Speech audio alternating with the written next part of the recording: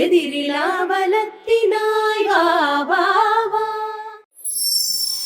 9வது வகுப்பு படிக்கிற திவ்யஸ்ரீ மாணவர்கள் சோதிக்கப்பட வேண்டுமா அப்படின்னு ஒரு கேள்வி கேட்டிருக்காங்க. மாணவர்கள் நிச்சயமாக சோதிக்கப்பட வேண்டும். எதில் சோதிக்கப்பட வேண்டும், எப்படி சோதிக்கப்பட வேண்டும்? மாணவர்கள் மேல் நம்பிக்கை வைத்து சோதனைகள் நடக்க வேண்டும். மாணவர்களுடைய ஆற்றலின் மேல், அவர்களுடைய அருங்குணங்களின் மேல் நம்பிக்கை வைத்து பாடங்களில் சோதனைகள் நடத்தப்பெற வேண்டும். இன்னொன்று, சோதனைகள் மாணவர்களுடைய மனப்பாடத்திறனை மட்டும் சோதிப்பதாக இருக்கக்கூடாது. அவர்களுடைய பகுப்பறியும் திறனை சோதிப்பதாக இருக்க வேண்டும். நான் ஐஏஎஸில் எஸ்ஏ ஒன்று உண்டு எங்களுக்கெல்லாம் அந்த காலத்தில். அதில் என்ன கேட்டிருந்தாங்க, demand for degrees without examinations, தேர்வே இல்லாமல் எங்களுக்கு பட்டம் அளிக்கப்பட வேண்டும் என்ற கோரிக்கையை பற்றி எழுதுங்கள்.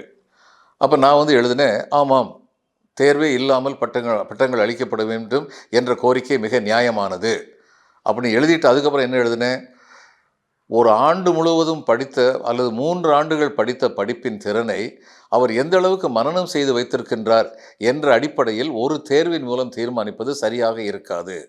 அவர் ஆண்டு முழுவதும் சோதிக்கப்பட வேண்டும், ஆண்டு முழுவதும் தேர்வுகள் நடத்தப்பட வேண்டும். அப்போ தேர்வு வேண்டாம்னு சொன்ன நான் என்ன சொன்னேன், இத்தகைய தேர்வு வேண்டாம், ஆனால் தேர்வு கண்டிப்பாக வேண்டும். எத்தகைய தேர்வு வேண்டும்? It should be analytical in nature. கேள்விகள் நம்முடைய சிந்தனையை தூண்டுபவைகளாக இருக்க வேண்டும். அது 3 மணி நேரத்தில் 3 வருஷம் படித்ததை 3 மணி நேரத்தில் கேட்டால் அந்த மாதிரி சிந்தனையை தூண்டாது. அப்போ வாழ்க்கை பூரா எம்ஏ நாங்கள் படிக்க போயிருந்தபோது, இங்கிலாந்து போயிருந்தபோது, என்விரான்மெண்ட், சுற்றுப்புறச் சூழல் பற்றி ஒரு பேராசிரியர் இருந்தார். அவர் இப்போ எங்களுக்கு பரீட்சை துவங்குறதுக்கு ஒரு மாதத்துக்கு முன்னாடி எங்கள் எல்லாரையும் கூப்பிட்டு வரிசையாக இப்போ இதை எழுதினார், கேள்வி எழுதினார். என்ன சார்னு சொல்லி கேட்டோம். இந்த கேள்வி தான் கேட்க போகிறேன் அப்படின்னு. சார், தேர்வு கொஷின் பேப்பர் அவுட் அப்படின்னு சொன்னோம்.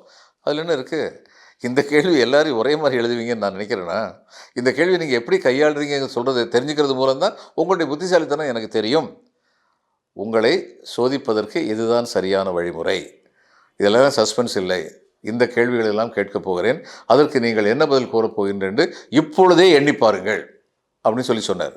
அப்போது கேள்வி என்ன கேள்வி வருமோ அப்படின்னு சொல்லி பயந்துகிட்டு எதிர்கொள்ள வேண்டியதில்லை தேர்வை. எத்தகைய கேள்வி வந்தாலும் எப்படி பதில் சொல்ல வேண்டும் என்று கற்றுக் கொடுப்பது தான் சரியான கல்வி.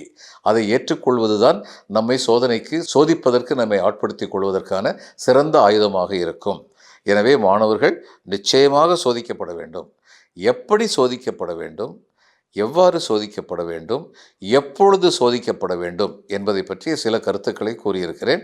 நீங்கள் சிந்தித்து பார்த்து கொள்ளுங்கள். சரியா? ஒளியிழந்த நாட்டிலே நின்றேனும் உதய ஞாயிறொப்பவே